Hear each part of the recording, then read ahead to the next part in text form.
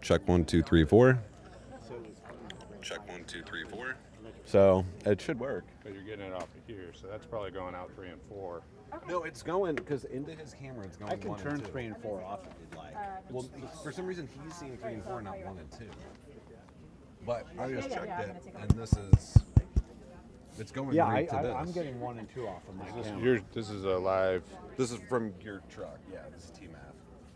So 1, 2, 3, 4, 5, 6, 7, 8, 9, 10. Where is this feed coming from? Our internal. Yeah, that's coming off. That's what's going off of here. So that's coming back. That's hitting New York and then. Yeah. Yeah, we did. So it should be good. Do you want me to turn 3 and 4 off just to? No, I wouldn't mess with it because right now it's working, and it's not like I'm going to be feeding. I'll just be feeding what they're feeding me. And obviously, if they're hearing this, then it's getting to New York. Yeah. So I don't think we should have any problems with that. I'm good with it.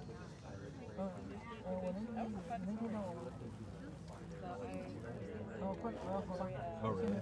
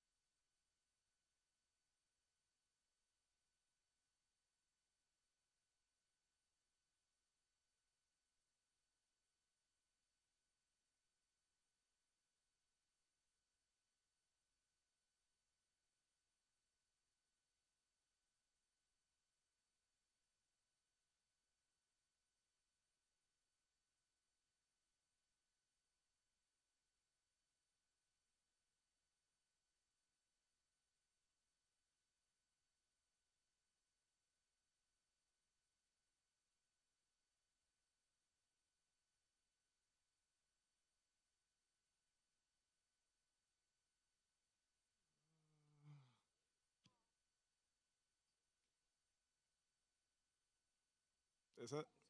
It's not catching me right there.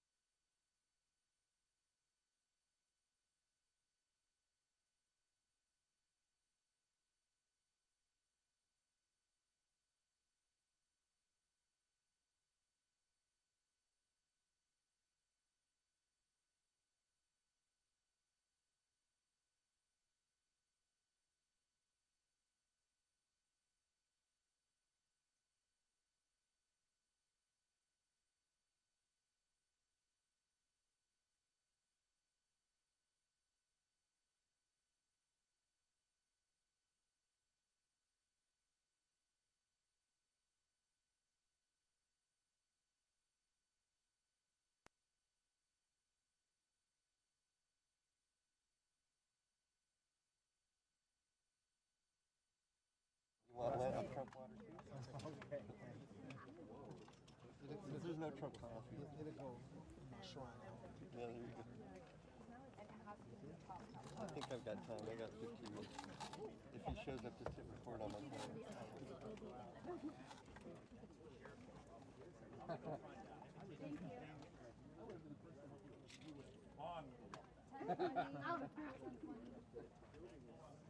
Ten 20.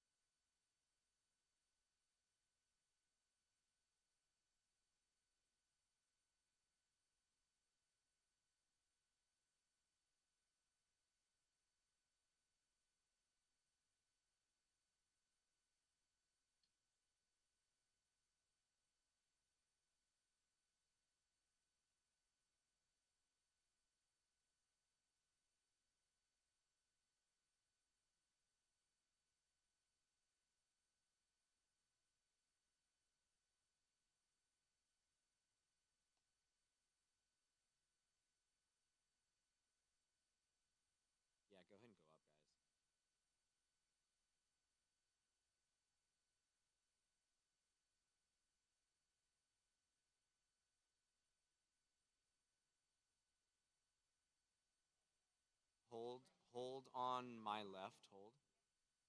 Let's go up on my right. You guys over here. Come up. Yep. Go ahead. Go ahead. Go ahead. Stop. Go a little more on the right. Yep. Two more. Yep. Stop. Yeah, that's dead even with the roof line. You guys let me know how it looks. Yeah.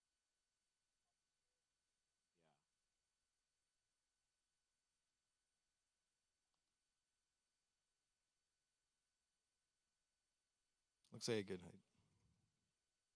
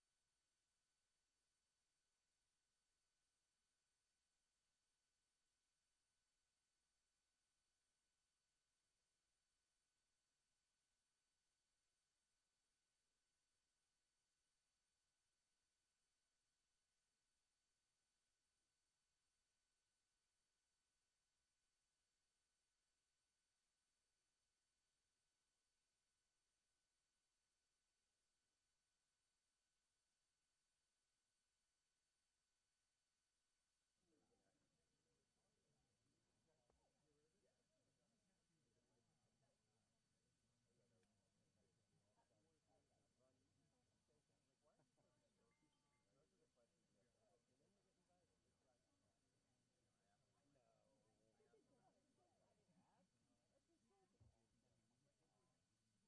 Maybe just the center. Down a few degrees. These two far ones okay. Um,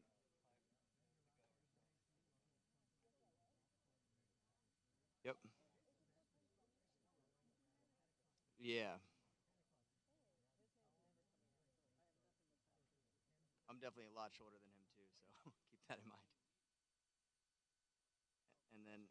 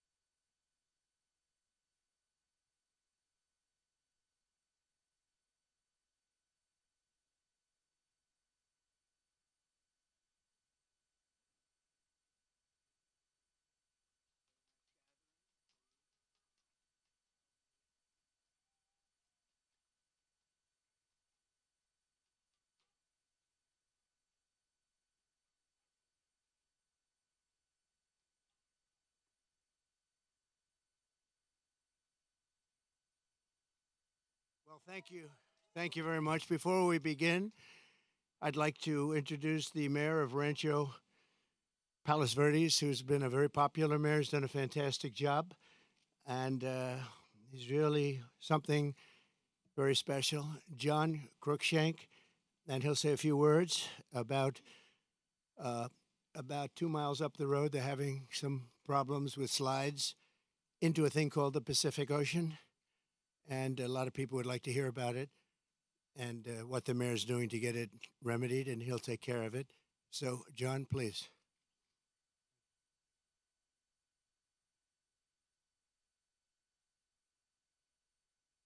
Well, I was only expecting to come speak with the president today, and he's gracious enough to invite me to speak to you all, which is an important moment for the city of Rancho Palos Verdes. In 2002, the Trump Golf Course opened up here, and they've been a great business here in our community. As the president mentioned, our city has been having a lot of issues with a landslide that's less than a mile from here.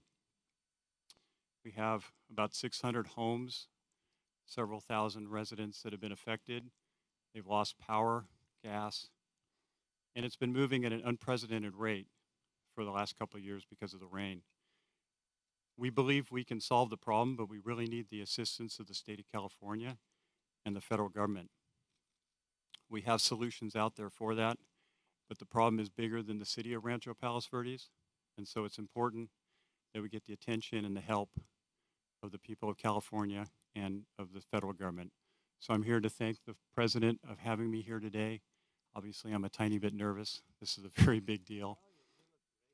Oh, thank you. So anyhow, we very much appreciate you all being here, and of course, I know you're here for the president, but covering what's going on in our city is really important, and it's meant a lot to our community of 42,000 people, so thank you so much.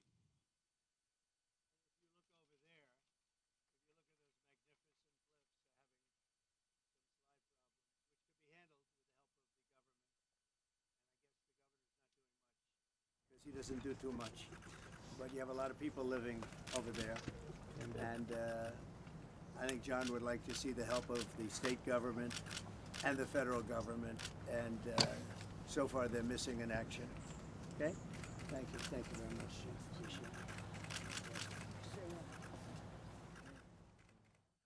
This is Trump National Los Angeles, and it's been a tremendous success for a long time. I guess Lily would be 18 or 19 years, I think, right? And I built it, and I have a little bit of a motto, but we never have to advertise because it's always loaded up with golfers, very good golfers. It's a world championship course. It fronts on the Pacific Ocean, as you can see. It actually fronts, very few courses front on the Pacific Ocean. There's Pebble Beach and there's some others, but I always say I have the ocean, Pebble Beach has the bay. The ocean's better than the bay. And this course is one of the best courses anywhere in the world, and it's done really well, and we've had a lot of fun with it, so it's been great. It's a major property, as you can imagine. We do also lots of weddings and lots of events, and in the ballroom right behind you. And people get married literally on a nightly basis looking over the Pacific Ocean. So we have something that's very special. We're proud of it. Well, thank you all for being here. Before we begin, I want to express my support for all of the families affected by the landslides in Rancho Palos Verdes. The slides are something can be taken care of. This area is very solid. But you go down a couple of miles down, you'll see something that's pretty amazing. The mountain is moving, and it can be stopped. But they need some help from the government, so I hope they get the help, and I'm sure John will have the help. And I want to thank the mayor for the great job he's doing. I tell that to the people, what a great job he's doing. I just met with the mayor, and especially want to salute all of the public safety and emergency personnel who are working down the road, as well as the utility workers who are fighting to restore service to local residents. It's another thing when you live along the coast. Sometimes that happens. It's a little bit more difficult, but when they fix it, there's nothing like it. There really is nothing like it. I'm here today in California with a very simple message for the American people. We cannot allow Comrade Kamala Harris and the communist left to do to America what they did to California. The state of California is a mess with people leaving, and nothing's going to stop them. They're going to other states. Some are going to other countries. But what they've done, Gavin Newsom and Kamala, and I want to say Kamala more so, she destroyed San Francisco and she destroyed the state. When you look at the kind of destruction that's taken place, it's all man-made or woman-made destruction too. It's things that should have never happened, but we're not going to let that happen with 4 more years of her in the White House, because if you have what happened to this country as what they allowed to happen in California and San Francisco, one of the great cities of the world 15 years ago, and today it's not in a very good position, to put it mildly, and this state, which is probably the best piece of real estate in the world, the state, you have the sunshine, you have the ocean, you have everything, you have the perfect weather, the best weather, and they've hurt it so badly, so badly. Decades ago, San Francisco was known as one of the most beautiful cities anywhere in the world. A friend of mine, a friend of a lot of the people here, Bob Tisch, used to say San Francisco is the best city in the United States, the best city there is. And he passed away a number of years ago, but he wouldn't believe it. He used to always talk about San Francisco as our greatest city. He owned Lowe's, good company, great company. And he would say it constantly, and now you see what's happened. And it can be brought back, just like our country can be brought back, because we're a nation in decline. The decline of this whole state is one of the sad chapters in what's gone on with the radical left lunatics that we have to put up with. As the San Francisco district attorney, Kamala was the godmother of sanctuary cities. She was right out there at the forefront, and also the movement of defunding the police. She was there right at the beginning. She boasted, quote, "We are a sanctuary city and we always will be." Well, they're sanctuary cities of crime. One of the people that Kamala gave sanctuary city to and put in as DA was Edwin Ramos, an illegal alien MS-13 gang member who savagely murdered a father and his 2 sons after mistaking them for members of a rival gang. She knew this, and she came to his defense. He had previously been arrested for robbing a pregnant woman and killing many, they say. Kamala refused to get him out of our country, and he went on to do very significant damage. She also gave sanctuary to illegal alien Ronnie Aguilera, who murdered a 14-year-old boy, nearly decapitating him with a sword. He enjoyed watching this take place with a sword by his hand. Kamala launched her tenure as DA with a San Francisco police group described as a, quote, fire sale for plea deals. They made plea deals. The only one they don't make a plea deal with is Trump. They go after their political opponent, especially when they haven't done anything wrong. You saw more charges were dropped yesterday in Atlanta, Georgia. It's all politically inspired. It's all against their political opponent. We won the case in the big case. They said the big case, the big case. I've completely won that case. The documents case in Florida. Case was thrown out with deranged Jack Smith, deranged prosecutor, that if he devoted his efforts to violent crime and to the border, which they should have, would be in a lot better position as a country. In one sweetheart deal, Kamala gave only 12 years to a monster known as David Taylor, who got high on crack and murdered a 65-year-old mother with a hammer and a pair of scissors. He wanted to come out, and she wanted to get him out as quickly as possible. In another plea deal, she gave only 6 years to a man who killed a disabled veteran with a knife and then left his body to rot in a bathtub. Kamala refused to seek the death penalty for a gang member who murdered San Francisco police officer Isaac Espinoza. during a traffic stop, very innocent traffic stop.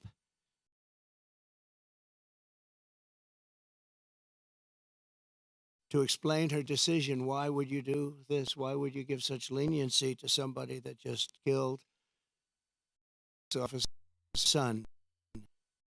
A major, the San Francisco Police Officers Association has refused her single race since she became district attorney. The police don't endorse her. She's got virtually no endorsements now, but I have almost every police group in the United States. We just got the endorsement of almost 400,000 police. You saw that. And just police group in the country. The endorsement just about every single police group in the United States. And unadulterated, they are so happy to endorse. After Kamala Harris and Gavin Newsom took charge of San Francisco homelessness, while Comrade Kamala Harris was Attorney General of this state, murders rose significantly, car thefts went through the roof, gun assaults rose at levels never seen before, and forcible rape went up by much more than the 73% that they reported.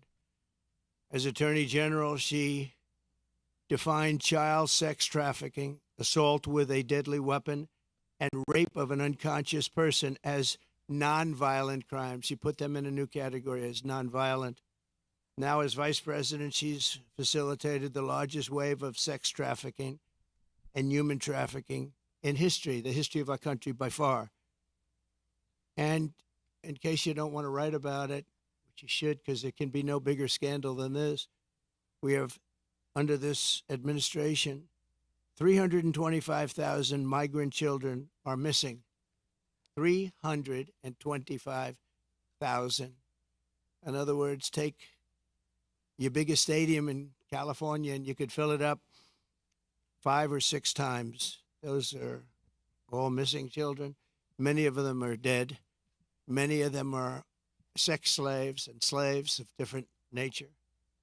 But her destruction of the law and order in California did not end there. In 2020, Kamala Harris proudly endorsed defund the police. We're going to defund the police. Anybody that was even in favor of defunding the police for 1 month, let alone her entire career, should never be president of the United States.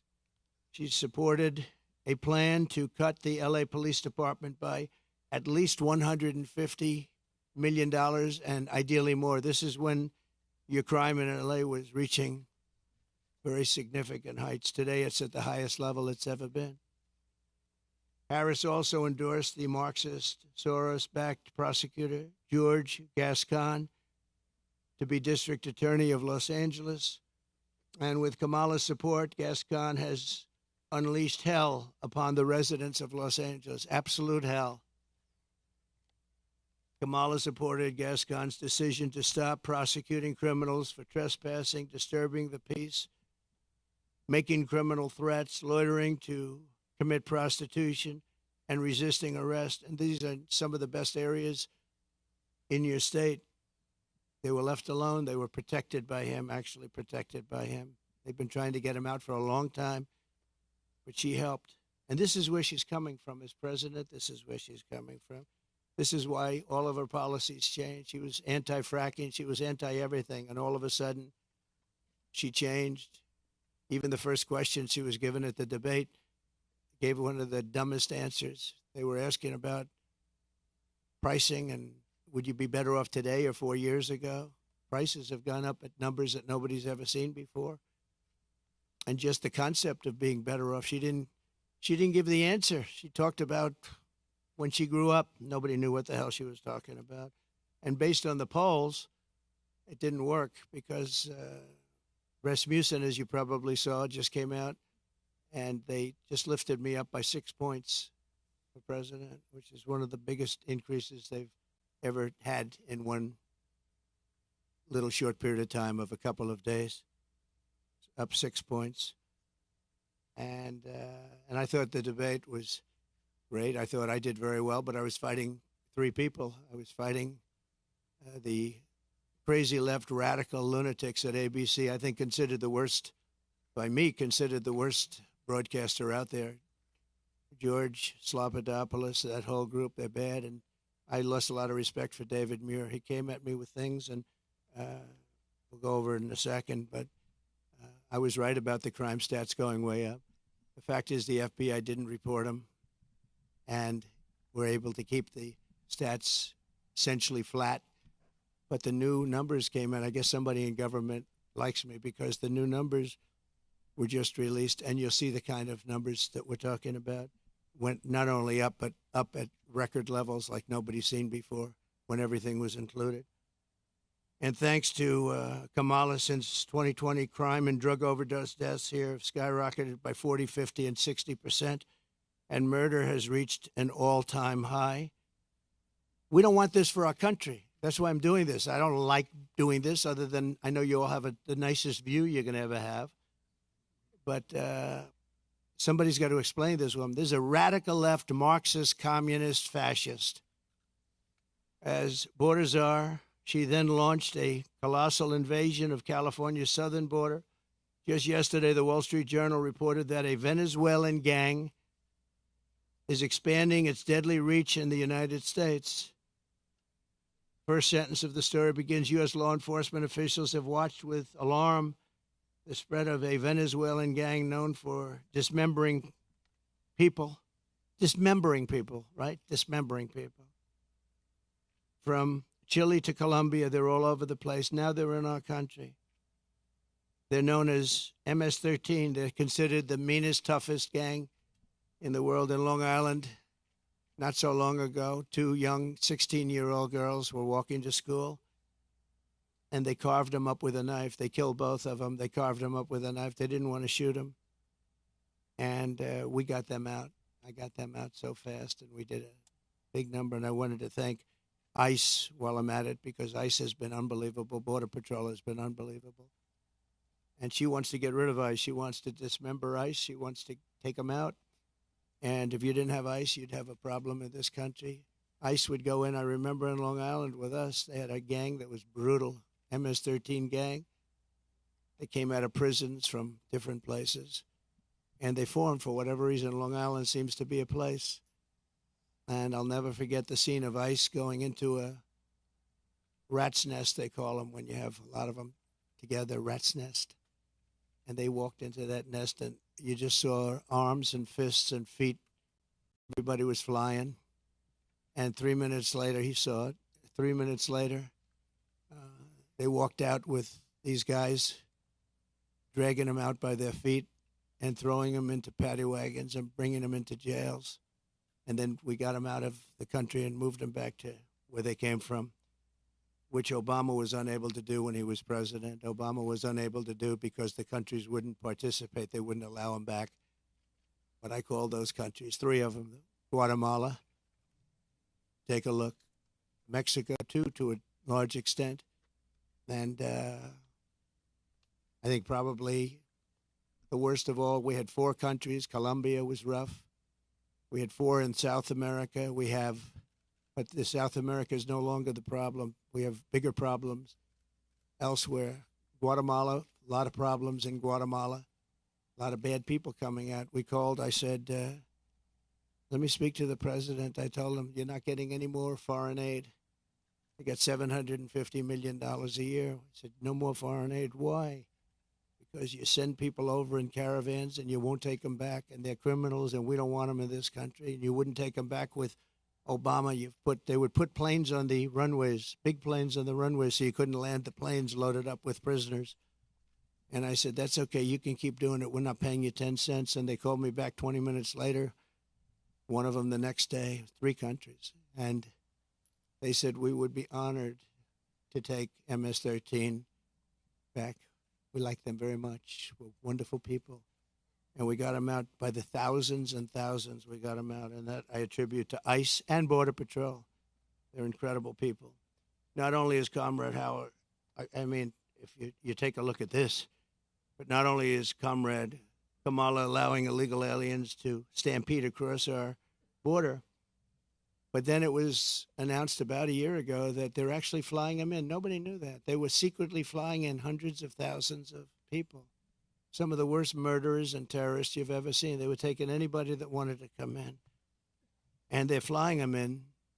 So when they tell you about their borders a little bit better than it used to be, they only did that for election reasons. Not good, but it's a little bit better. But they don't tell you that the flights are still coming in here, bringing in thousands and thousands of illegal aliens, and they're being dropped into the midsection of our country because all states are really border states right now. And I'm the border president. I solved it in 2016, probably got elected because of that in 2016. And really, there was nothing to do in 2020. I said to my people, I want to talk about the border, what a job I did. They said, sir, nobody cares you did it. It was good. We went from a terrible border to a great border very quickly. I did a great job. And then I come in and I look at what's happening now, and the only difference is that the border in 2016 was 1/20th what it is now. We have the worst border in the history of our world, of the world. There's never been a border like this. And I want to be the border president, and I hope you call me the border president because I'm going to show you what a border security job we can do, and we're going to do a job like never has been done before. There's never been a border like this. I believe the real number is 21 million people are here, and many are thugs, criminals. And remember this, if you go to South America and if you go to these countries that have taken their prisoners out of their jails to empty their jails and dumped them into the United States like we're a dumping ground, you're going to see their crime rates have gone down by 50, 60, 70, and 80%. If you look at Caracas, Venezuela, they took their criminals and drug dealers and rapists off the street and they dumped them into the United States of America. Dumping ground, they call it. We're a dumping ground for Venezuela because we have stupid people running our country. And you think Biden's bad? This one's going to be worse than Biden. Over the past 3.5 years, Kamala has resettled 500,000 illegal migrants from Haiti into American communities, including over 200,000 who Kamala has illegally flown into the United States by airplane when they couldn't get through the border because the border guards backed up. They were refusing to let them in. They don't want it. They love this country. They're saying, you can't do this to our country. They flew them in right over the top of the border guards, and they're doing it right now. They're doing it right now. In Springfield, Ohio, 20,000 illegal Haitian migrants have descended upon a town of 58,000 people, destroying their way of life. They've destroyed the place. And people don't like to talk about it because even the town doesn't like to talk about it because it sounds so bad for the town. They live there. They're proud. They love the town. For years, it was a great place, safe, nice. Now they have 20,000, and I actually heard today it's 32,000. It's the new number. Illegal aliens are now coming in from all over the world, from prisons, jails, mental institutions. They're coming in at levels that we've never seen before. We cannot let this happen to our country. And I will be your border president, and I hope you call me a border president. I never thought I'd have to say that again because we fixed the border, and now it was 100% beautiful. And that includes fentanyl and drugs and everything else. We had it fixed, and now nobody's ever seen anything like it. And I guess they want to do it because we built hundreds of miles of wall, and we had hundreds of miles, I said, after we completed, much more than I said I was going to complete. And it had a huge impact. But after I completed it, we had all of this wall to be put up. It could have been put up in 200 miles, could have been put up in 3 weeks, would have been totally sealed, and much larger than I originally said, but it worked so well. We were doing so well. And not only didn't they put it up, they sold much of it for 5 cents on the dollar. Very expensive wall, has wires inside of it for technology. Hardened steel, hardened concrete, and rebar.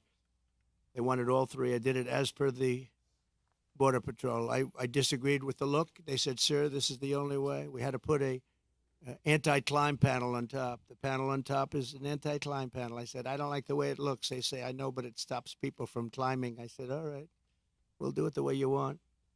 A president has a duty to keep you safe. Kamala will turn America into a poor, violent, third world refugee camp. It already sort of is.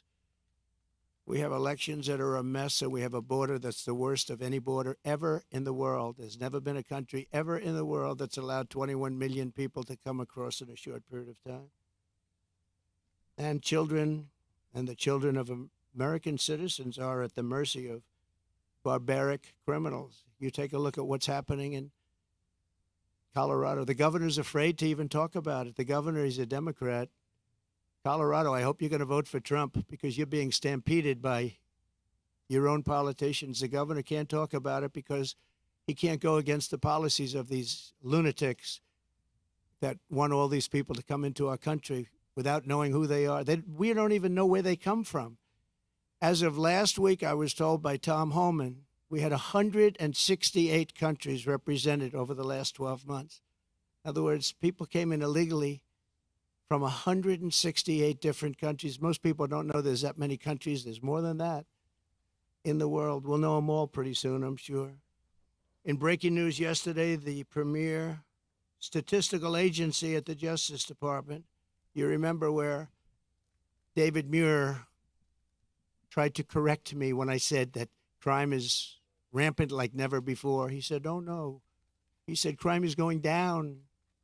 I said, where are you coming from? And, you know, you wouldn't have to need a Bureau of Justice statistics to know that crime is worse than it's ever been.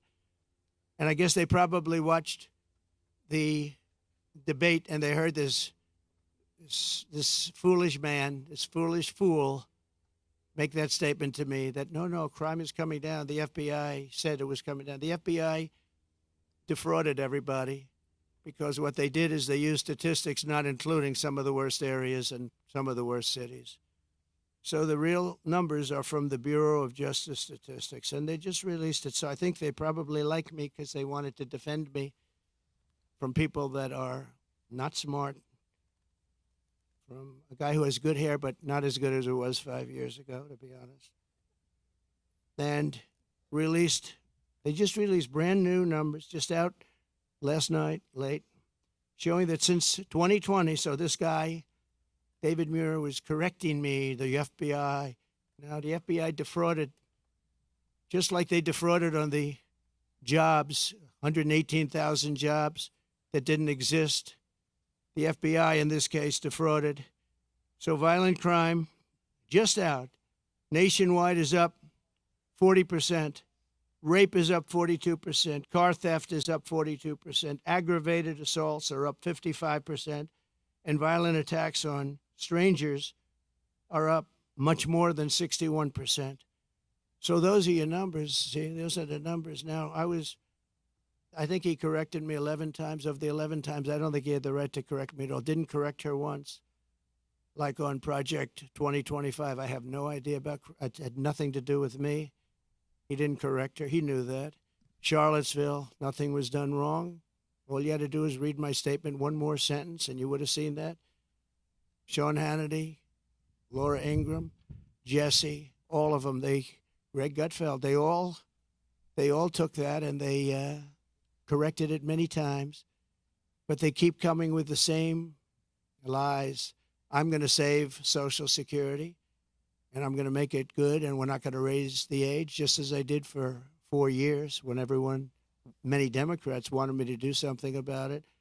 And she'll go around saying, oh, Trump is going to do bad things to Social Security. No, she's going to do, because she's putting these illegal immigrants onto Social Security, onto Medicare, and she's going to destroy those programs, and the people are going to have to pay. But I'm going to save them. But David Muir said exactly, I quote, President Trump, as you know, this is after I made the statement that crime is at record numbers. President Trump, as you know, the FBI says overall violent crime is coming down in this country. Now, anybody that says it's coming down, when you look at all of the migrant crime and all of the other crime, and this doesn't even include most of the migrant crime. So it's up 55, 65, 75, and 85. In one category is up 89%. And these numbers have just been released by the government. I appreciate the person that released them. I think he came to my defense, actually. But the people understand it. In fact, he was wrong. The FBI totally fudged the numbers. And I really believe it's actually a fraud what the FBI did. It's a fraud. And it was a fraud when the administration, I call it the Kamala, because I don't even know who our president is anymore. Where is this guy? They took it away. This was an overthrow of the president of the United States. This was a coup. You got 14, think of it. You got 14 million votes. You got no votes. She was the first one that lost, and now I'm running against her. They went in. I was 19 points up in the poll. I saw their poll. They went up after the debate with Biden. I have debates with everybody. But the first debate, we had two debates. We didn't have one. First, I had Biden, and he was 19 to 21 down. And they went, that's when they went, and they said, you can't win. You're going to get out. And he said, no, I'm not. I'm not going to get out, which was his right to say. They said, well, if you don't get out, we're going to execute the 25th Amendment. And he said, like I said, I'm going to get out. And he hates her beyond I think he hates her probably almost as much as he hates me. I think he still hates me a little bit more. But he hates her. He hates her. He hates what she did. And, you know, when they talk about democracy, well, that's not democracy. He had 14 million votes. She had none. And she was the first one out of the 22 people or so that ran as a Democrat. She never made it to Iowa, first state.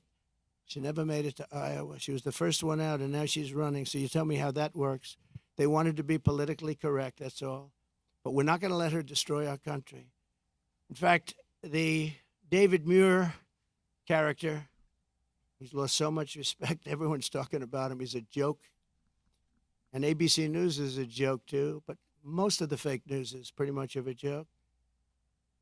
He said that the FBI, and he didn't know this, I guess, at the time. He probably did.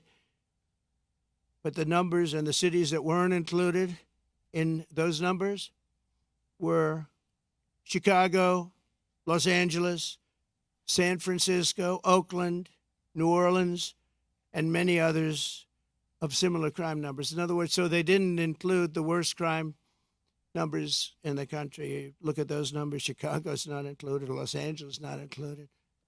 So they could say the numbers are flat, but they didn't include the big boys. And that's a fraud on the public. And as I said, it was a fraud also, just like with so it's 818,000 jobs that they said existed that didn't exist. And they thought they could hold the number off until after the election, anytime after November 5th, but that didn't work out because they had a whistleblower that released the numbers. And then you have Kamala's claim that she worked at McDonald's. She never worked at McDonald's. It's a lie.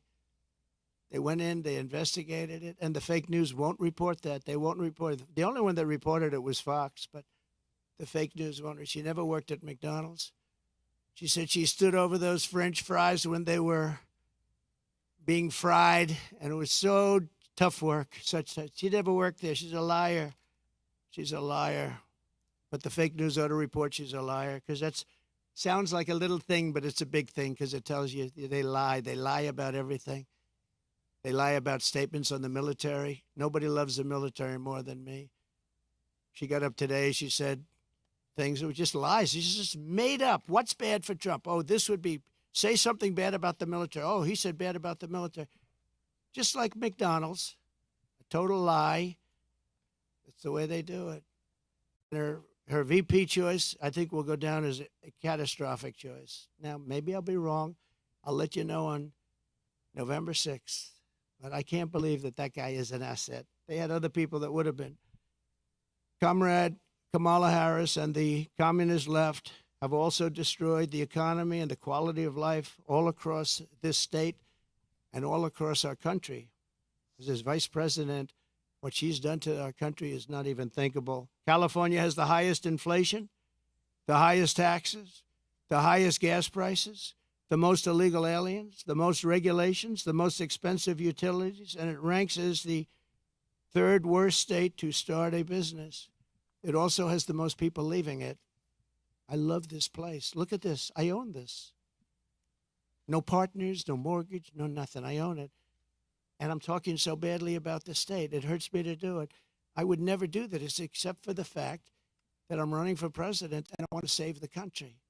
So I'd rather sacrifice this than than lie or not speak. But think of it, I'm knocking the hell out of the state of California. I'm saying how bad she was and what a bad job she's done. What a horrible Governor Newsom has been. He's been horrible. So many people leaving. And I'm hurting my own property. And that cost me lots of money.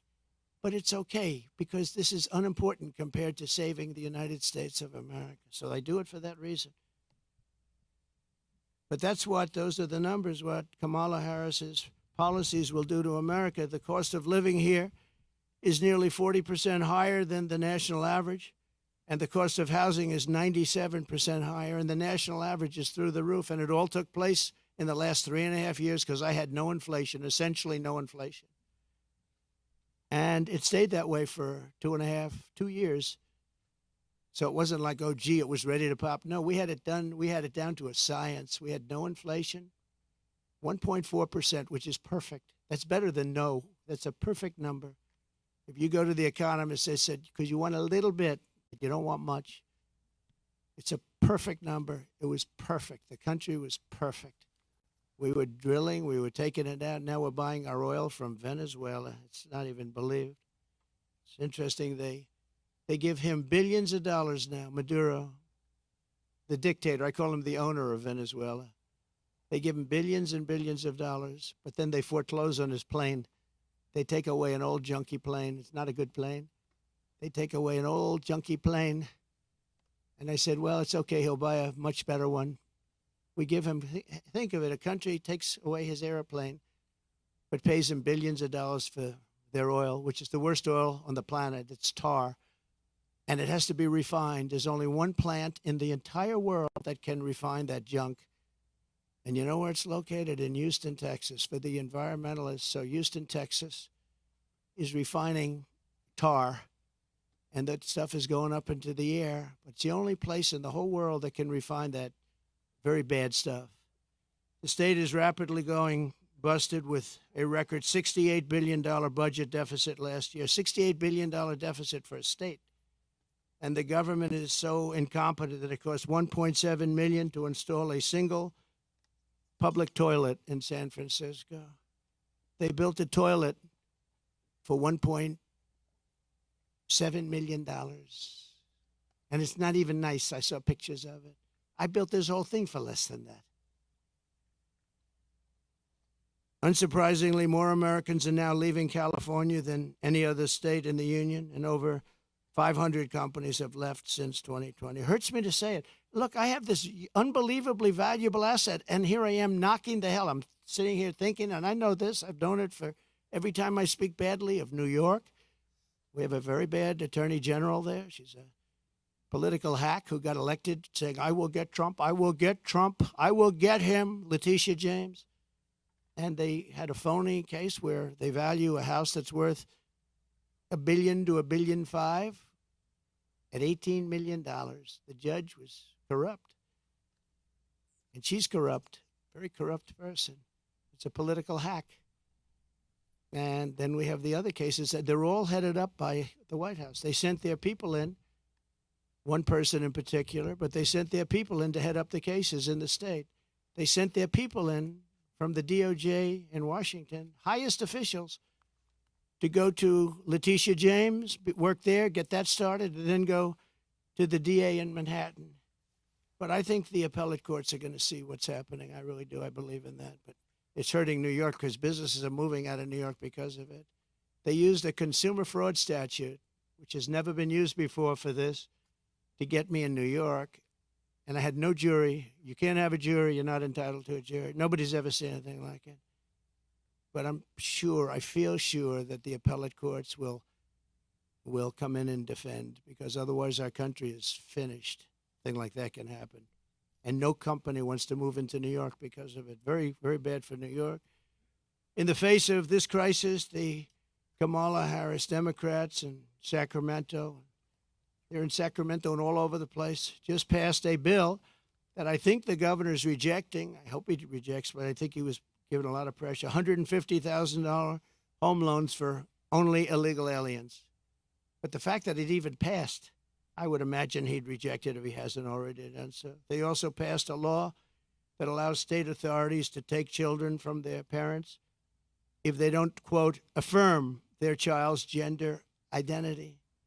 When Kamala Harris said the values that she has have never changed, I really think that was probably the only true statement that she made. They've stayed true, and you look at what they are. They're the same as what they were 5 years ago, 10 years ago. They want to confiscate your guns. They want to take your guns away. They're going to take your guns away if I'm not elected. Anybody that owns a gun, if you vote for them, you're crazy. Any Jewish person that votes for Kamala is crazy. She wouldn't go to see the Prime Minister of Israel in Congress. Think of that, because she had a sorority party, which she considered to be more important. It's a big deal when a Prime Minister comes to Congress and speaks, and she doesn't want to go because she's at a sorority party. But that wasn't really the reason. The really reason is that she hates Israel. And I say that Israel will not exist in 2 years from now if she's elected president. And she'll be very happy if that happened. Israel will not mark me down. You know, they have a hat, and I didn't put it. They say, you know, Trump was right about everything. I've been right about everything. So I end on that, and I just want to say that I'm going to hopefully be elected. Polls have gone way up since the debate. I'm going to be reelected and come in for a second time. We did, as I said, much better the second time than we did the first, but some bad things happened. But we're doing it now, and more importantly, I'm looking to the future. We're going to make our country bigger, better, greater than ever before. We're going to turn it around. We're going to get rid of the criminals that have been allowed to come into our country and prey upon our citizens, their children. We're going to get them out. And it's an honor that you're here. If you'd like to take some questions. Mr. President, just two No? quick questions.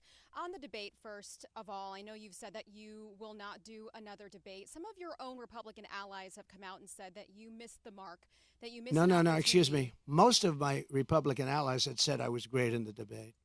You're just like, a lot of other people at Fox. Not do another debate? Well, why don't you say most 94% of the Republicans said I did phenomenally in the debate. Some said that I could have been tougher. I don't know how I could have been tougher when I said he's the worst president and she is the worst vice president in the history of our country. 94% of the Republicans, and the only one that wouldn't, maybe a Mitt Romney or somebody like that. But we've gotten great praise for the debate. And based on the polls, like Rasmussen being up 6 today, the first poll out, based on the polls, obviously, I did well in the debate. Also, based on the debate polls, where I sometimes had, in one case, 92% win. So, look, you come from Fox. You shouldn't play the same game as everybody else. What would it take for you to Go do ahead. another debate? Go ahead. What would you say to your Republican colleagues or your allies who are concerned about your close relationship with Laura Loomer? Well, I don't know what they would say. Laura's been a supporter of mine, just like a lot of people are supporters, and she's been a supporter of mine. She speaks very positively of the campaign. I'm not sure why you asked that question, but Laura is a supporter. I don't control Laura. Laura has to say what she wants. She's a free spirit. Well, I don't know. I mean, look, I can't tell Laura what to do. Laura's a supporter. I have a lot of supporters. So I don't know what exactly you're referring to. The White House would smell like curry. That's okay. Yeah, please. I just don't know. Laura's a supporter. I don't know. She is a strong person. She's got strong opinions, and I don't know what she said, but that's not up to me. She's a supporter. Please. Okay, a lot of people do. It's a very big plane.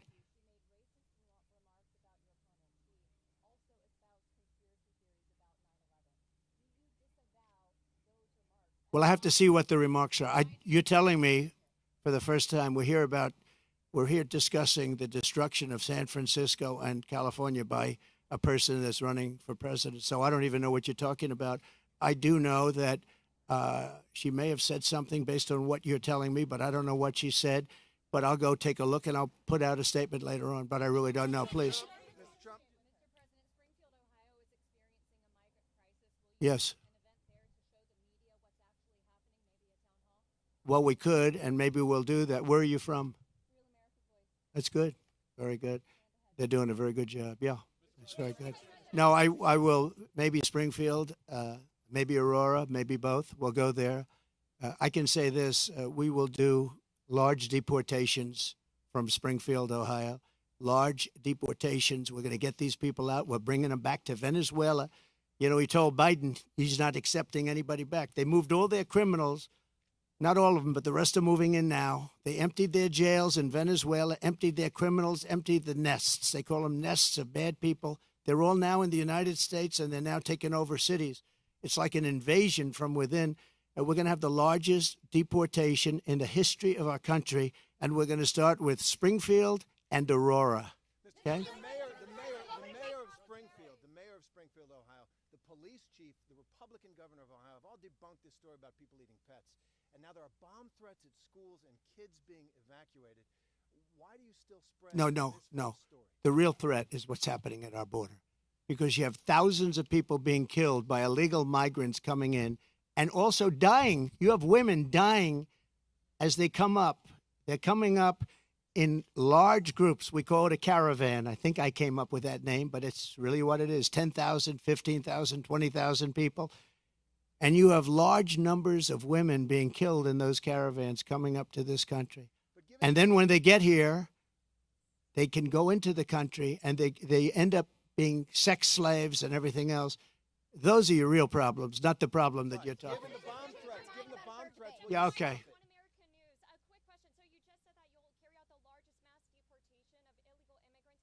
How are you going to have, for example, Governor Gavin Newsom or officials in sanctuary cities comply with that?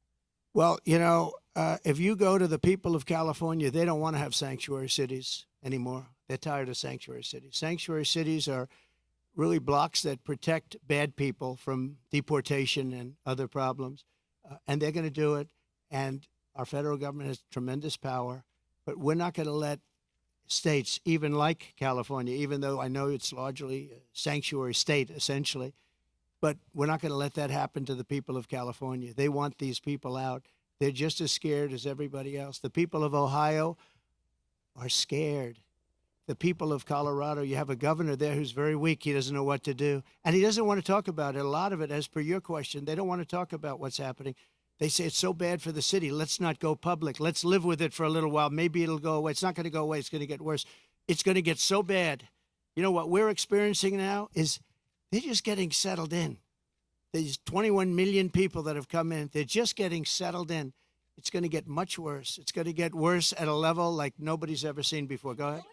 What would take a follow-up question regarding the economy? We're seeing more and more companies are they're shipping their jobs overseas, but Yeah. looking for white-collar jobs. That's right. They're having problems with that. We've been seeing mass layoffs. How would you prevent these white-collar jobs from being used? By lowering taxes and regulations. And what they're doing is they're seeing that every time it looks like Kamala's doing well, companies want to leave. Stock markets go down. The stock market, there's a great gentleman, Scott Bessent, who is one of the top Wall Street people. He said the market's only up because they all think that Trump is going to get elected. We had a great stock market. Even with COVID, we ended up handing over a market that was higher than previous to COVID or the China virus coming in. No, we are going to make sure that the taxes are going to stay where they are and or come down, ideally come down, both for the middle class and for corporations, because corporations put the people to work. We had the best numbers in the history of our country, by far, not even close. And there are companies leaving because they cannot stand what's happening right now to our country. And one of the reasons I'm doing this today is to let them know you're not going to have to leave because we're going to take care of the problem. They have a tremendous crime problem. Like if you're in Los Angeles, look at the crime numbers. And then you have the FBI lying about the numbers, saying the numbers went down. But anybody with common sense know the numbers are through the roof. I didn't know they were as high as they are. But think of it. How good is a person from a government agency that would release the numbers when they saw that I was unfairly targeted by ABC, and you could say by the FBI with false numbers. So, I mean, I have great respect. I have to find out who that person is or who that group is, but I have great respect. Go ahead, one more. You okay? North Korea, Kim Jong-un, he just toured a uranium facility. The U.S. is saying that Iran is sending ballistic missiles to Russia. If reelected, how would you address the situation with our adversaries? I'll be able to make phone calls and solve most of the problems. I may actually have to meet a couple of times. But, you know, Viktor Orban, and you've heard me say this, but it wasn't long ago, he said the only way you're going to solve the world problem is Trump has to be president again. And I don't say it. I didn't say it. I sort of would be embarrassed to say it. But he said everybody was afraid of Trump. He said China was afraid, Russia was afraid, North Korea was afraid. Everybody was afraid. We had no wars. We defeated ISIS in 4 weeks, and they said it was going to take 5 years, right? The generals in Washington. I went there and met a great general and some great people. And I said, go to it. And he took them out in 4 weeks, 100% of the ISIS caliphate. I flew there. I flew to Iraq, to the field, and they took them out in a very short period of time, short order. We have a great military, but, you know, a great military needs a leader. If you don't have leaders, then you end up with Afghanistan, the worst withdrawal from a country in the history. Look, I've gotten to know great people. I went to Arlington at their request, and I stood, and I was with them for hours, and I stood with them. They did a ceremony, and then they asked me if I'd go down to the graves of their children. They called them their children, and they always will be their children. And there were tears all over, as there should be. And they said, sir, could you take pictures with me by the grave of my son, in one case, a daughter? And I said, I'd love to. And I took pictures with them for a while, and then I left, and that was it. And I got home, and I got a call from the people in the campaign. Sir, the Biden people are saying that you did this for publicity. If people knew how hard it was to get there, because I was coming from a location that was very far away, and yet they were having the ceremony, and I really felt, you know, I had them up to Bedminster, most of the family members, and I got to know them. They're great people. Their sons and daughter, just as though Kamala shot them with a pistol in her hand or his hand, they were killed by Biden and Kamala. They were killed. They should have never left from that airfield. They should have left for Bagram. We should have never given up Bagram. Bagram now is controlled by China. The reason we shouldn't have given it up was not because of Afghanistan. The reason we shouldn't have given it up, 1 hour away from where China makes its nuclear weapons, and I wasn't giving it up. We were getting out quickly and effectively. I'm the one that got the numbers down to less than 5,000 soldiers. But I would have never left unless they fulfilled their obligations under an agreement. I had a wonderful agreement, but the agreement said you have to do this, this, this. They didn't do 3 of the first 5 things, so therefore they would have done it. Abdul was the leader, and he wouldn't have done it, and he would have never done that to us. And just in finishing up with that, and I appreciate the question, actually, but in finishing up with that, for 18 months, spoke to Abdul over the phone. For 18 months, not one American soldier was shot or killed. Not one American soldier was even shot at. Abdul understood. Don't do it. I said, don't do it, Abdul. Don't do it. And for 18 months, not one soldier was even shot at. And that's the way it's supposed to be, right? And then they had that horrible situation with the 13 dead, leaving billions of dollars of equipment behind, and leaving a lot of Americans behind, a lot of Americans. And you know what else? Leaving a lot of soldiers badly wounded. Nobody ever talks about them, but I do. Mr. President, should the government shut down if the Speaker can't get the SAVE Act?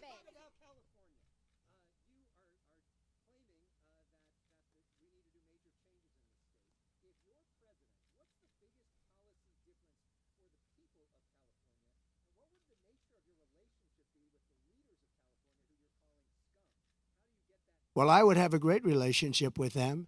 And what you have to do is start all over again. You cannot have these policies of high taxation. You can't have these policies of politics where you go after your politicians. You have to have an honest voting system because, you know, you don't have an honest voting system. They send out millions and millions of ballots. They go all over the place. Some people get 2, 3, 4, 5. You have a very dishonest system over here. If I ran with an honest vote counter in California, I would win California. But the votes are not counted honestly. It's a very dishonest system that you have in California. And I'd make it business friendly. Right now, it's business unfriendly. Look, Elon Musk is a friend of mine. He endorsed me very powerfully. He endorses me every time he speaks. He really wants to see us win because he knows we can do a great job and turn it around. He left California. I said to him, Elon, did anybody ever call you? It's a big company. He moved to Texas. A lot of people moving to Texas. Great state. Excellent governor, an excellent lieutenant governor. Great people. They love entrepreneurs. They love the people that live there. They want to keep their taxes low. Taxes are way too high here. But I said to Elon, so you have a big company and you're moving it to Texas from California. Did anybody call you, like the governor, to try and get you to stay? No.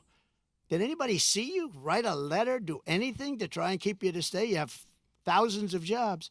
He said, nobody ever called. There'd be so many things you could do.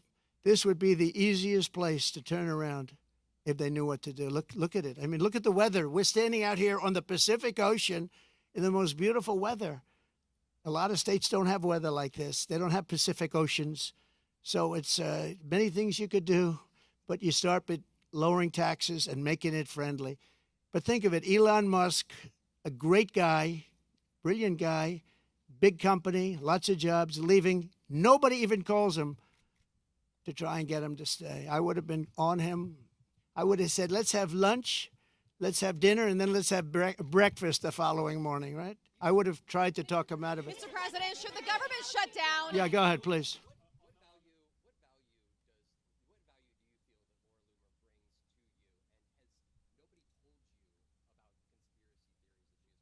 No, I don't know that much about it. No, I don't. I know she's a big fan of the campaign, but I really don't know. Is she an advisor? I would say that, well, she brings a spirit to us that a lot of people have. We have very spirited people. And in all fairness to her, she hates seeing what's happened to the country, I guess. I mean, she hates seeing what's happened to the country. So do I. It's very sad. It's very sad when I have to stand out here on my property and say how bad California is.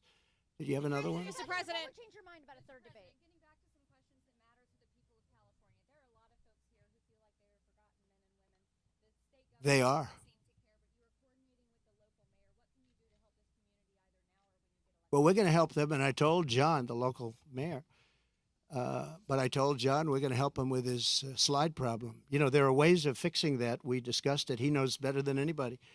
And he needs help from the federal government. He needs help from the state government. And it's a very wealthy area, but you also have people living here that are elderly and have fixed incomes and have houses that are going to be, you know, shoved into the Pacific Ocean if something's not done. And he wants it taken care of. He's a great mayor. He wants it taken care of. He wants nothing for himself. He just wants to help these people. And John, I think you said you have about 600 houses on the site that's sliding. And he'd like to be able to save those houses for people, that some of which will never be able to have a house again. You know, it's pretty sad. Mr. President, should the government shut down? Should the government? Media shares are down about 75% from their peak in March. Your lockdown provision ends soon. Will you sell your shares? No, I'm not selling. No, I love it. I mean, I use it as a method of getting out my word. You know, when it opened, it went way high, but then the SEC gave us nothing but problems. We had to go through a long process with the SEC. But people think that I'm leaving. That's why they're down, because if I leave, you know, it's different if I leave. But I'm not leaving. I love it. I think it's great. Mechanically, it works the best. And again, I'm friendly with Elon, and Elon would love me to come over to X, but I just, you know, I have close to 100 million people on X. I had 230 million people on X, and then they shut me down, and I said, I'm not going to let that happen again. You know that. I had hundreds of millions of people on X and Facebook and Instagram, I think more than anybody. Zuckerberg told me at the White House, he said, congratulations, you're number one on Facebook. This is a number of years ago. And then all of a sudden I went from being number one to having no voice. And after about 2 or 3 weeks, because I have a lot to say, I put out old-fashioned press statements, like a press statement. And they got really successful, and they did very well. And then we built this platform. And the reason I built it is because I don't want to have my voice shut down. But a lot of people think that I'll sell my shares. You know, they're worth billions of dollars, but I don't want to sell my shares. I'm not going to sell my shares. I don't need money. And it is for me, it's a great voice. It's a great voice. And it's a voice, it works so well. And we just won, as you know, we got final approval from the SEC. It took us a long time. And that really turned it off. You know, when I originally opened that stock, it went from about 2 to about 182. Did you know that? It was the biggest increase in the history of the stock market. I believe, you know, I have to say I believe, because you're going to find one company, maybe more, who knows. But I believe It was the single biggest movement, and I think I was worth $61 billion from that one stock. And then we had nothing but problems with the SEC, and it gets whittled down, down, down. But I didn't do it for the money. I did it because I really wanted to have a strong voice, and it's a great voice for me. And as long as my voice is on there, it's going to always be good. But a lot of people think the reason it's down is that a lot of people think I'm going to sell.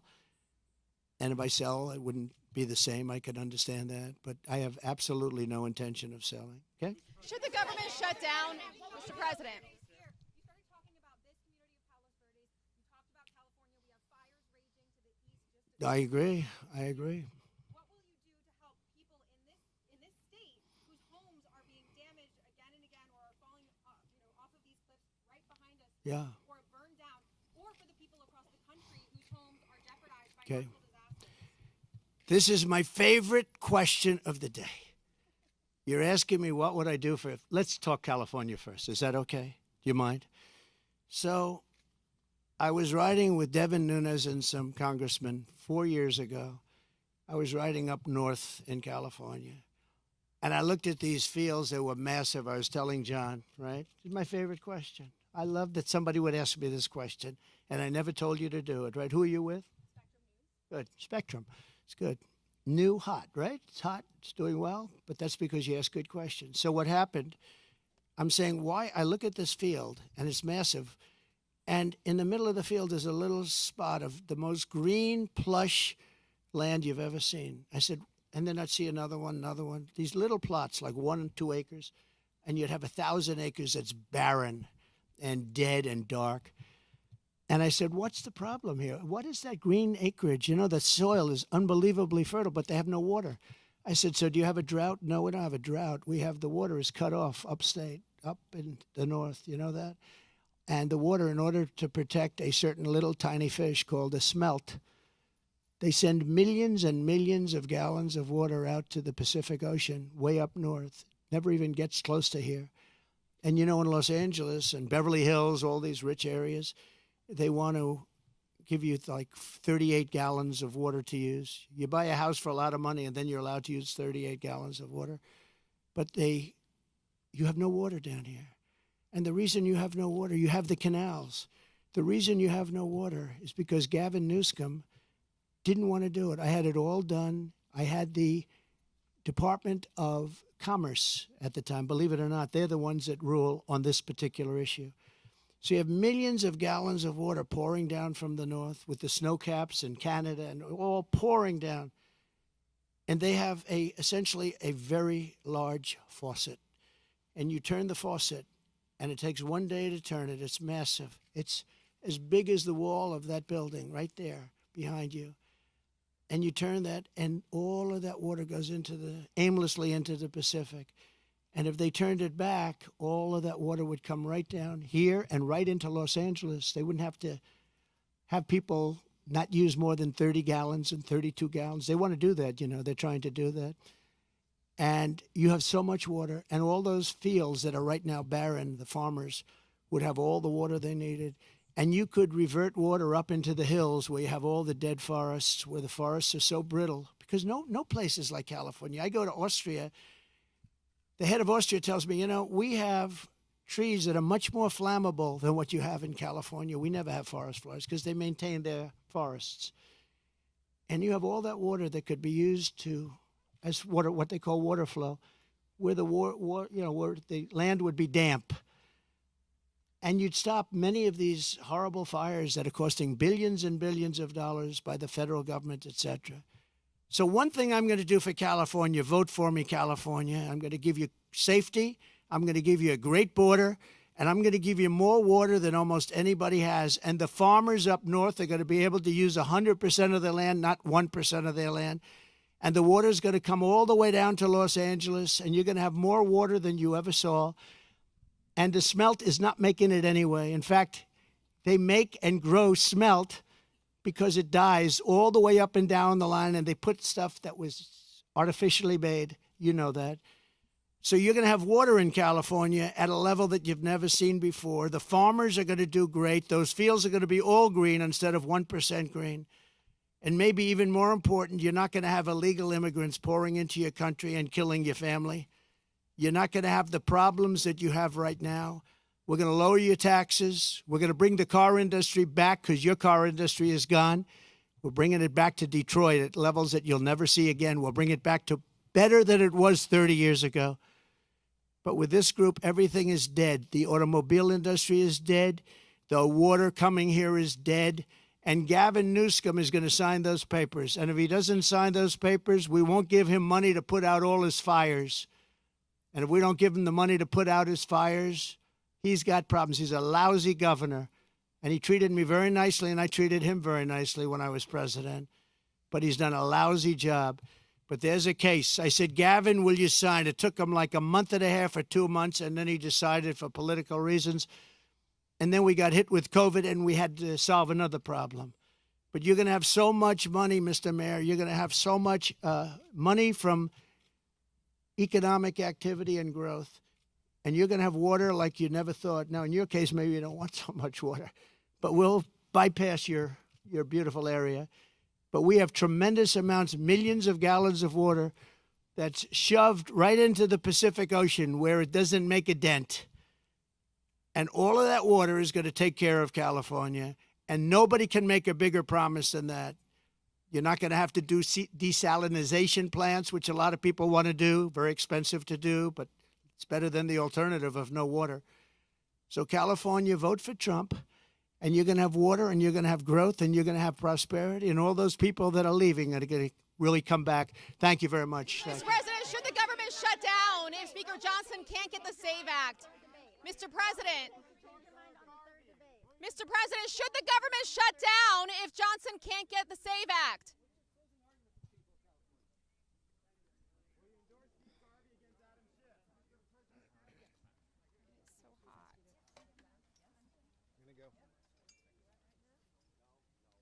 Yeah, he's doing a gaggle over here.